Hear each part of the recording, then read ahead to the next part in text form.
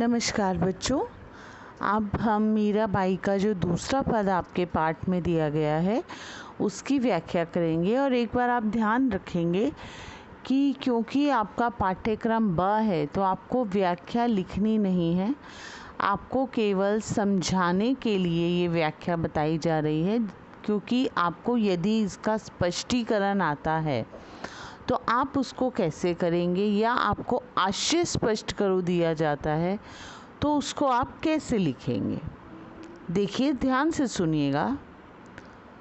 मीराबाई यहाँ अपने आराध्य देव श्री कृष्ण से कह रही हैं, उनको यहाँ संबोधित कर रही हैं। श्याम माणे चाकर राखो जी, कि हे श्याम मुझे अपना चाकर यानी नौकर रख लो। गिरधरी लाल माने चाकर राखो जी, हे गिरधर, हे पहाड़ को धारण करने वाले, मुझे अपना नौकर बना लो। वो श्री कृष्ण का नौकर क्यों बनना चाह रही हैं? क्योंकि वो अपने आराध्य के समीप रहना चाहती हैं, हर समय उनके पास रहना चाहती हैं। चाकर रहस्यु बाग लगास्यु, नित उठ बरसन पास्यु, कि मैं आपकी नौकर बन के रहूँगी, आपके बाग बगीचे का ध्यान रखूंगी और रोज़ उठ के सबसे पहले मैं आपके दर्शन प्राप्त करूंगी।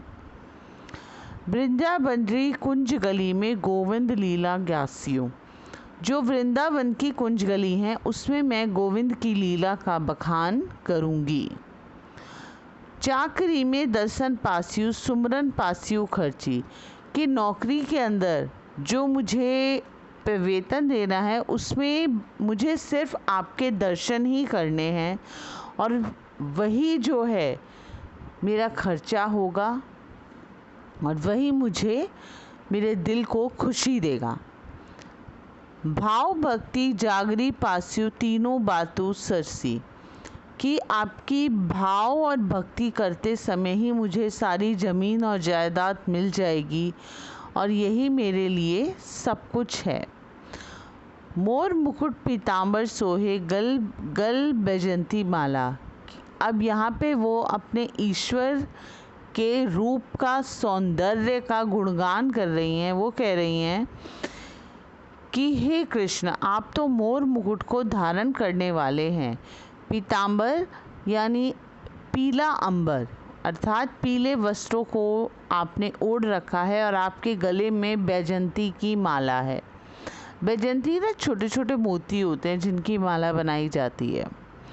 वृंदावन में धेनु चरावे मोहन मुरली वाला, कि वृंदावन के अंदर धेनु यानी गाय को चराता है मेरा मोहन, मुरली को धारण करने वाला।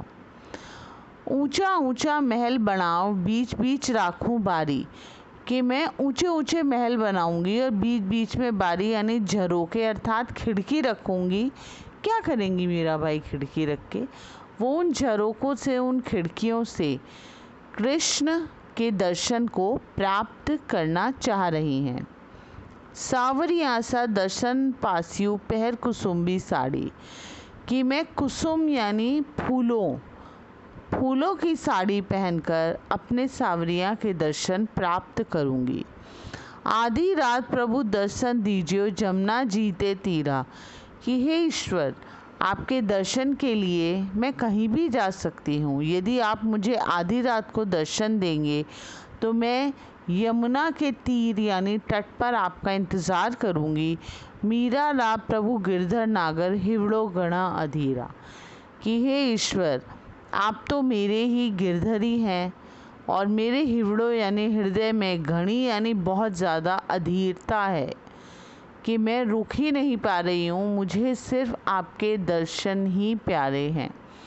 तो आपने देखा यहाँ पर जो मीराबाई हैं वो श्री कृष्ण के दर्शन की किस प्रकार अभिलाषी हैं, किस तरह से उनके दर्शन को प्राप्त करना चाह रही हैं।